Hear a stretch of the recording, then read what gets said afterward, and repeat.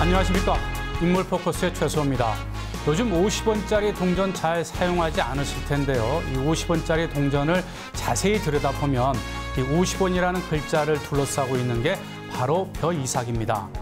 70년대 이전까지만 하더라도 해마다 쌀과 보리 등 우리 먹을거리가 부족해서 식량난을 걱정해야 했는데요. 1972년에 이 통일벼가 개발이 돼서 76년에 처음으로 쌀 자급률 100%를 달성한 것을 기념하기 위해서 그려진 거라고 합니다. 인물 포커스, 오늘은 우리의 주식인 쌀의 중요성 등 농업의 가치와 농자 천하지대 분야의 의미에 대해서 재미있는 이야기 나눠보겠습니다.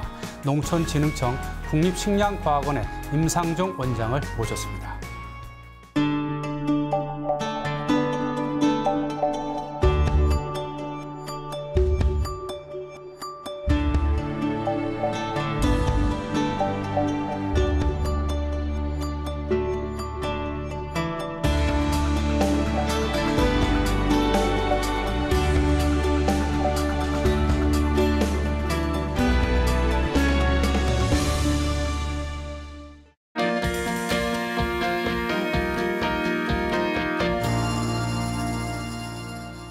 임 원장님 어서 오십시오. 반갑습니다. 네, 반갑습니다. 농촌진흥청 산하에 이 식량과학원이 있는 거죠? 예, 그렇습니다. 네, 언제 생긴 겁니까? 1962년에 농촌진흥청이 생기고 같이 생겼습니다. 네, 주로 어떤 일을 하고 있습니까? 예, 국립식량과학원은 한마디로 말씀드리면 국민들께 안전한 식량을 안정적으로 생산하는 그런 기술을 개발하고 또 이 생산된 농산물을 부가가치를 높이는 연구, 이런 연구를 수행하는 기관이라고 보시면 되겠고요. 네. 좀 더 자세히 설명을 드리면 우리가 자주 먹는 쌀이라든지 보리, 밀, 콩, 옥수수, 감자라든지 또 잡곡 이런 것들에 대한 품종을 개발하고 재배 기술을 개발해서 생산성을 향상시키면서 또 기능성이라든지 이런 것을 연구해갖고 부가가치를 높여서 일종의 신성장 동력 산업들을 만들어내는 연구를 한다, 이렇게 보시면 되겠고요. 네.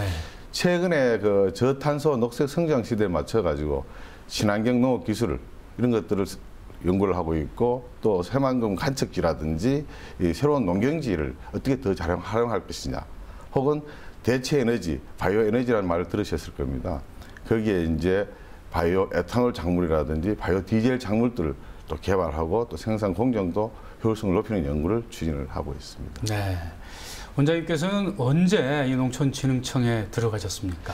1981년도 2월 달에 제가 입사를 했고요. 네.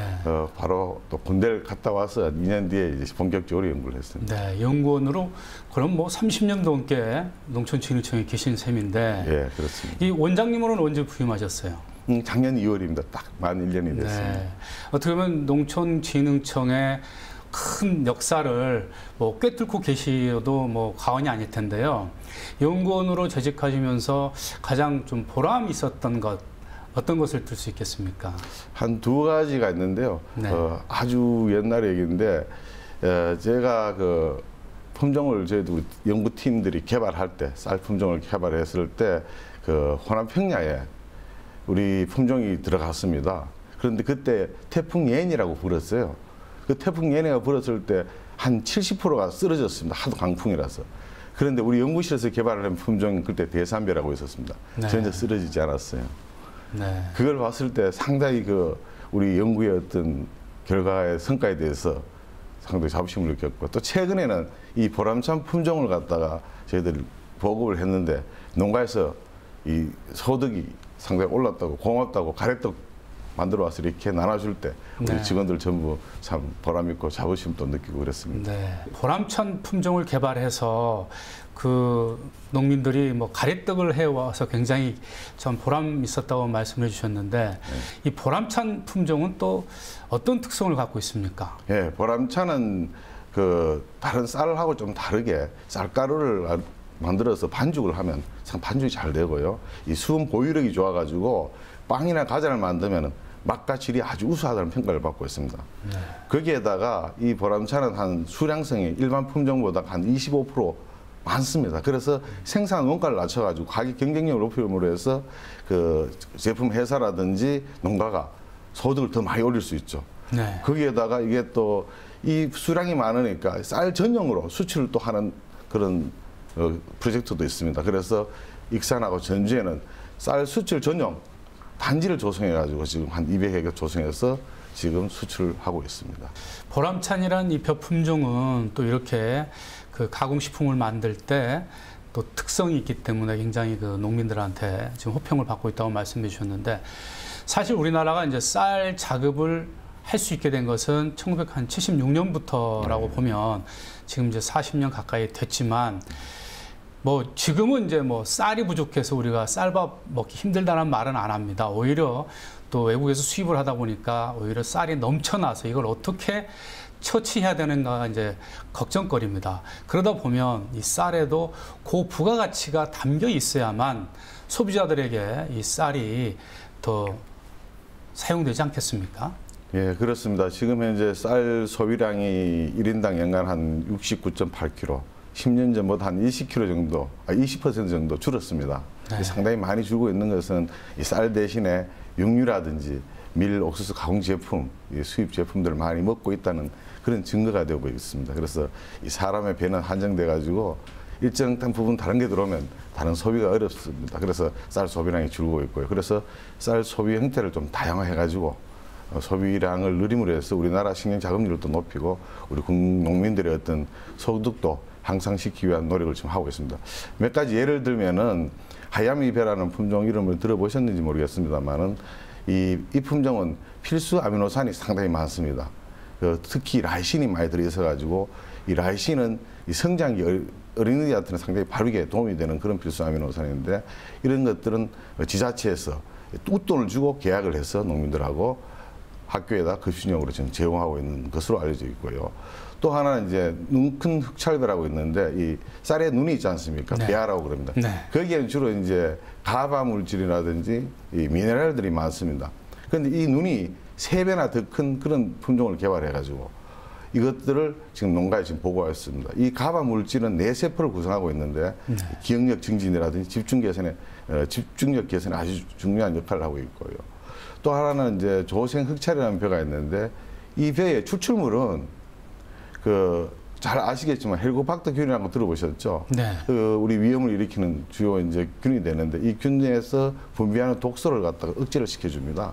그러므로 해서 계속 이 흑찰배를 조금씩 잡수면은 위염도 예방되는 그런 효과가 있는 것으로 지금 알려지고 있고요. 네. 그 외에도 무수히 뭐 쌀을 말고도 뭐 보리라든지 밀, 뭐 옥수수, 감자, 고구마에도 다 이런 기능성 물질에 대해서 지금 연구를 많이 하고 있고, 그런 것들이 다 제품을 지금 내놓고 있습니다. 그리고 앞으로도 계속해서 이런 기능성 물질에 대한 연구도 하고 산업화 연구를 해갖고 우리 농업을 신성장 동력 산업으로 만들어 나갈 계획입니다.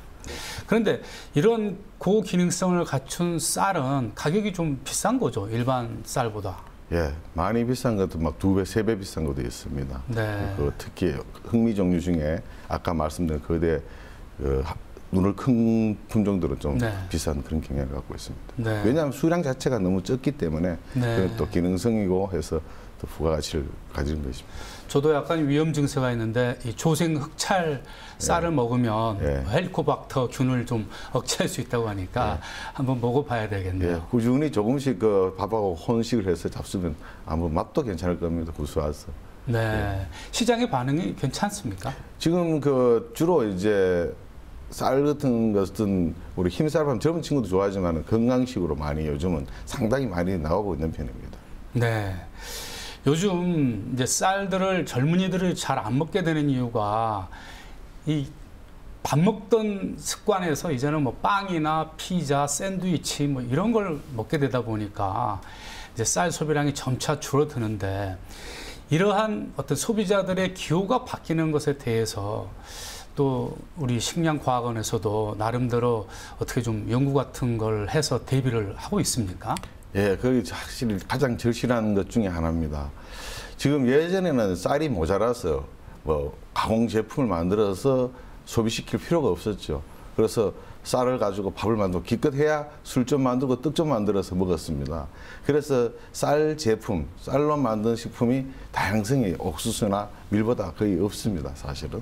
그래서 거기에 대해서 저희들이 연구를 좀 많이 하고 있는데, 한 가지 예를 들면은 지금 잘 아시고 계시지만 편의점에서 즉석 도시락이라든지 뭐 삼각김밥, 보다 햇반 이런 것들을 많이 팔고 있습니다. 그 시장이 벌써 1조를 육박하고 있습니다. 네. 그래서 이러한 것에 들어가는 쌀은 이 노화가 참 문제가 됩니다. 밥을 해서 만들어서 저장을 했다 팔기 때문에 네. 그 노화가 느린 품종, 색상의 변화가 느린 품종들을 개발해서 저희들이 제공을 하고 있고요. 네. 또 하나는 지금 먹으면은 포만감은 있지만 살을 덜 찌게 하는 품종들이 있습니다. 그래서 우리 고함 2호라 그러는데요. 요즘 다이어트 좋아하는 여성들이 좋겠네요. 예, 그래서 그런 데는 이제 피자에 도우 있지 않습니까? 그런 용으로 저희들 원료곡으로 지금 공급도 하고 있고, 식량제품 전반에 대해서 지금 어떤 가공 제품용 그런 것들을 개발하고 있고, 특히 쌀은 많이 연구를 하고 있습니다. 네.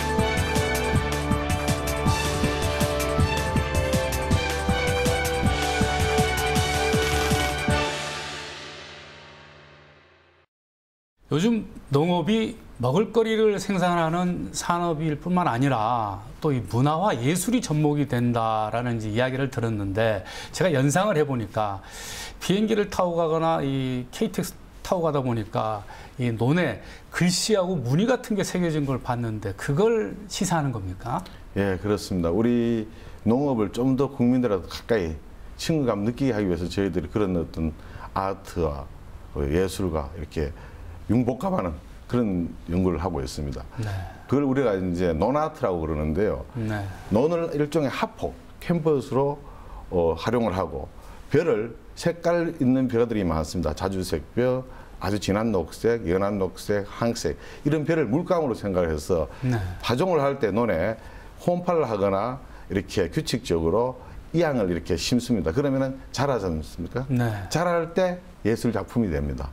네. 쫙 자라면서 색깔이 나타나면서 어우러지면서 하나의 그림이 되고, 또 그 그림을 가지고 그 지자체에서 저희들이 기술을 이전을 했는데, 지자체에 어떤 홍보도 하고 또 관광객이 오면 볼거리로도 느낄거리로도 제공이 될 수 있는 겁니다. 그런 논 아트를 하기 위해서는 그 원하는 위치에, 미리 정해진 위치에 그 색깔 있는 벼를 제대로 잘 심어야 되겠네요. 예, 그렇습니다. 그렇게 설계하고 GPS를 이용하는 여러 가지 좌표 찍는 방법 등을 저희들 특허를 내가지고 기술 지도를 하고 또 지자체 기술 이전도 했습니다. 네. 자, 우리나라 이 곡물 자급률을 보니까요, OECD 국가 가운데 거의 최하위 수준이더라고요. 근데 이제 곡물 자급률이라는 또 지표가 있고, 식량 자급률이라는 지표가 있고, 또 식량 자급도라는 또 지수도 있더라고요. 이게 조금씩 어떻게 다릅니까? 예, 곡물 자급률은 우리가 돼지라든지 소, 닭들이 먹는 곡물 하루까지 다 포함을 한 것이고요. 식량 자급률은 우리가 직접적으로 곡물을 먹는 그런 자급률을 말씀드리는 겁니다. 그래서 식량 자급률은 지금 현재 한 47.4% 정도, 곡물 자급률은 22.6% 나온 걸로 지금 잠정적으로 작년에 집계가 됐습니다. 네, 요즘 자원 전쟁이란 말도 나오면서 더 또 중요한 전쟁이 식량 전쟁이라고도 합니다. 식량 안보가 그만큼 중요하다는 얘기인데, 아무리 나라가 잘 살아도 먹을거리를 스스로 자급자족하지 않으면 이 안보가 불안해질 수 있다는 그런 의미에서 이 식량 안보가 굉장히 중요합니다. 그런 의미에서 보면 우리나라는 이 식량 자급률, 특히 곡물 자급률 같은 경우에는 이 선진국 OECD 국가 가운데서도 가장 낮기 때문에 걱정을 안 할 수가 없지 않겠습니까? 그렇습니다. 그래서 이 곡물 자급률을 높이기 위해서 여러 가지 지금 노력들을 하고 있는데, 해외 곡물 기지까지 건설하고 있지 않습니까? 예, 그렇습니다. 해외 곡물 기지 건설 같은 경우에는 어떻게 효과적이라고 보십니까? 예, 물론 우리나라 자체, 우리나라 경지 면적을 이용해서 자급률을 높이는 게 가장 중요합니다. 그러나 우리나라 경지 면적만으로 우리나라 자급률을 하기는 반밖에 되지 않습니다, 사실. 우리나라 농산물을 자급률에 필요한 양의 60%만 지금 우리가 경지를 가지고 있습니다. 어차피 40%는 어디선가 가지고 와야 됩니다. 그래서 우리는 겨울철까지 농경기를 활용하는 방법, 이런 것들을 저희들 연구를 하고 있고, 또 2번, 3번 연중 생산하는 연구도 지금 많이 수행을 하고 있습니다만은 그래도 경지는 좁습니다. 그래서 해외 기지를 갖다가 잘 개발해야 됩니다. 그런데 그 개발하기 전에 저희들 앞으로 분석을 좀 철저히 해야 될 것 같습니다. 자칫 잘못 실패한 예가 많기 때문에 우리 농업에 있어서 이제 식량 자급을 위해서는 철저한 분석을 통해서 추진을 하면은 우리나라 식량 자급률이 아주 도움이 될 거라고 생각합니다. 네, 해외 곡물기지 건설함에 있어서는 그게 많은 또 자원과 인력이 들어가는 거니까 사전에 말씀하신 대로 면밀한 사전 분석과 연구가 있은 다음에 그걸 추진을 해야 되지 않겠습니까? 네, 그렇습니다. 한번 실패를 하게 되면 결국은 뭐 세금 낭비가 될 수밖에 없는 건데요. 그리고 과거에 뭐 조선시대 때도 그렇지만은 이 농자 천하 지대본이라고 해서 이 농업을 짓는 사람을 가장 우대해 주지 않았습니까? 네, 그렇습니다. 근데 언제부턴가 이제 우리나라가 이제 산업, 중화학 공업을 육성하다 보니까 농지도 많이 없어지고 또 집을 짓다 보니까 이 그린벨트도 이제 해제가 되다 보니까 더더욱 이런 논밭이 없어지고 있는데요. 어떻게 해야 됩니까? 이렇게 이제 식량도 더 늘려야 되고 또 농업도 우리가 잘 보호 육성을 해야 되는데요. 예, 이 대목이 어떻게 보면은 우리나라의 식량 자급률, 그리고 우리나라의 농업인들의 어떤 기반을 계속 유지 발전시키는 데서 가장 중요한 대목 중에 하나입니다. 우리나라가 선진국이 되려고 그러면 결국 농업 발전도 함께 가야 되고요. 또 농업 발전을 하려면 농업인들이 어떤 직업인으로 위상이 좀 제고돼야 됩니다. 사실 직업인으로서 농업인이 별로 이 위상이 높지 않기 때문에 농업인을 자꾸 탈퇴하고 있지 않습니까? 나오고 있는데 이 농업인이 이제 어떤 위상을 제고하기 위해서는 우리 정약용 선생님이 말씀하신 대로 이 편한 농사가 돼야 되고요. 후농, 부자 농사가 돼야 됩니다. 농업을 해서 돈을 벌어야 되고 편하게 농사 짓는 방법을 전수를 시켜줘야만이 아마 농업인의 위상이 높아질 거로 봅니다. 그래서 식량가원에서 연구하고 있는 것 중에 하나가 먼저 편한 농사, 편농을 위해서 하고 있는 것 중에 하나가 이제 기계화하고 노력 절감입니다. 지금 벼 같은 경우는 경운, 정지, 모내기를 하고 수확을 하는 게 거의 90% 이상이 기계가 다 됐습니다. 근데 밭작물은 경운, 정지는 일정 부분 그 기계가 됐는데 파종이나 수확은 아직도 수작업에 머무르고 있습니다. 그래서 늘 이렇게 힘든 장면을 TV에서 보여주고 있지 않습니까? 그런 보여줌으로 해서 농민들이 힘들어 보인다. 농업인들의 좀 천시받는 그런 환경으로 자꾸 비춰진 게 저도 사실 가슴이 아프고요. 또 돈 버는 농업을 또 해드려야 되는데 이 소득 향상을 위해서 지금은 그냥 쌀을 생산하든지 밀을 생산하는 그대로 1차 산물을 팝니다. 그러면 아무래도 부가가치가 낮기 때문에 돈 버는 게 사실 좀 힘듭니다. 그래서 식량가공에서는 돈 버는 기술을 개발하는 것 중에 하나가 부가가치를 향상시키는 건데, 예를 들면은 이 현미 1kg는 한 2,000원 정도, 쌀은 2,000원 정도 합니다. 그런데 그거를 발화 현미를 만들면은 3배 정도 부가가치가 오릅니다. 그리고 발화 현미를 갖다가 가루를 만들어 미숫가루를 만들거나 떡국을 만들면 또 3배입니다. 그러면은 9배 정도의 부가가치 형성이 되죠. 그래서 그러한 부가가치를 높일 수 있는 그런 가공기술을 접목하는 연구도 많이 해서 지금 농가에 지금 보급을 하고 있습니다. 그래서 우리 원에서만 개발된 기술뿐만 아니고 국내에 개발된 기술 모두를 취합을 해가지고 가공을 해갖고 농민들한테 신속하게 보급해서 편한 농사, 도무 농사를 만들어주면은 농업인의 위상이 제고될 것으로 저희들은 생각합니다만은 실질적으로는 국민들이 우리 농업과 농업인을 바라보는 시각을 좀 더 따뜻하게 하고 좀 더 존경하는 마음으로 봐주면은 우리 농업인이 좀 위상이 높아지고 그렇게 발전할 것으로 봅니다. 농업이 발전하지 않으면은 결코 선진국이 될 수 없다고 전문가들도 지적을 하고 있더라고요. 새로운 박근혜 정부가 출범을 했습니다. 박근혜 대통령도 우리 먹을거리, 이 말씀하신 대로 이 안전한 먹을거리가 굉장히 중요하다. 그리고 이제 식량 안보 차원에서도 농업의 중요성을 강조하고 계신데 이 농촌진흥청 또 이 식량과학원에서도 이 새 정부 출범과 함께 또 올해 또 주요 역점 사업 계획 같은 게 있으면 말씀해 주시죠.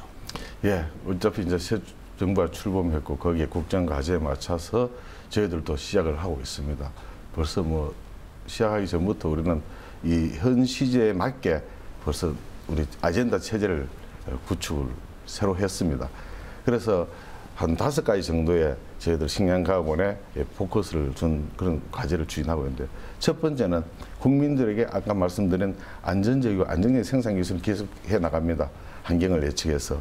그렇지만 거기에 포커스를 두는 거는, 가장 포커스 두는 거는 밀제품, 수입 밀제품에 대응하는 쌀을 이용하는 방법이라든지 이런 기술을 개발하고 또 사료 수입하고 있지 않습니까? 네. 여기에 대응하는 기술을 중점적으로 추진할 계획이고, 두 번째는 FTA에 대응해가지고 아까 말씀드린 안전성을 더욱 향상시키면서 또 품질을 고급하고 또 차별화해서 그 중국이나 일본의 상류층을 겨냥한 수출을 또 강화시켜 나갈 것이고요.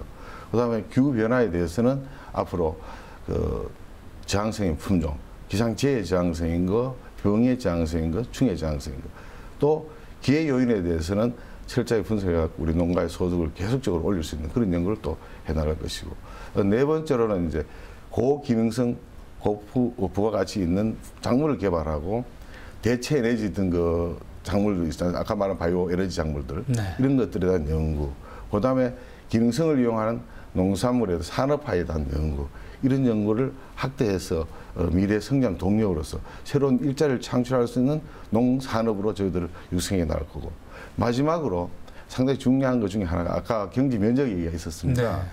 그 경지 면적이 우리 필요량이 60%밖에 되지 않습니다. 그래서 결국 겨울철을 활용해서 생산성을 높이고 또 우리 가지고 있는 토양의 능력을 갖다 향상시켜야 됩니다. 지금 능력을 상당히 많이 빼먹고 있거든요, 지력을. 그래서 대해서 녹비 작물을 이용한다든지 여러 가지 퇴비를 이용한다든지 해서 지력을 높이는 그런 연구도 해서 우리 후손들이 계속해서 우리 농업을 영위하고 우리 땅에서 나는 식량을 우리 후손들이 섭취할 수 있도록 그렇게 기반을 마련해 나갈 계획입니다. 네. 지금보다 경지 면적이 줄어들어서는 안 되겠네요. 그렇습니다. 우리가 경지 면적이라는 것은 어떻게 보면은 식량 안보에서 가장 중요한 것 중에 하나입니다. 왜 보면 분수 물자죠. 그 네. 든든한 백이 있어야 사실은 그 면적을 이용해서 또 다양한 또 제품을 만들어 낼 수 있을 것으로 지금 생각합니다. 네. 오늘 말씀 감사드리고요. 앞으로도 이 안전한 먹을거리 개발을 위해서 애를 많이 써주시기 바랍니다. 고맙습니다. 네, 감사합니다.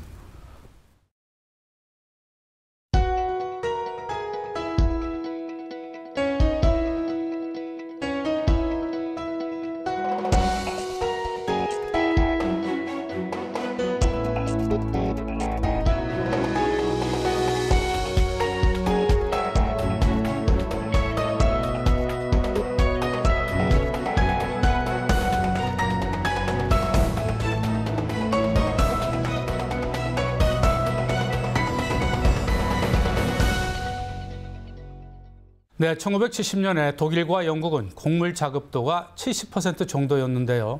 지금은 100%를 훌쩍 넘겼다고 합니다.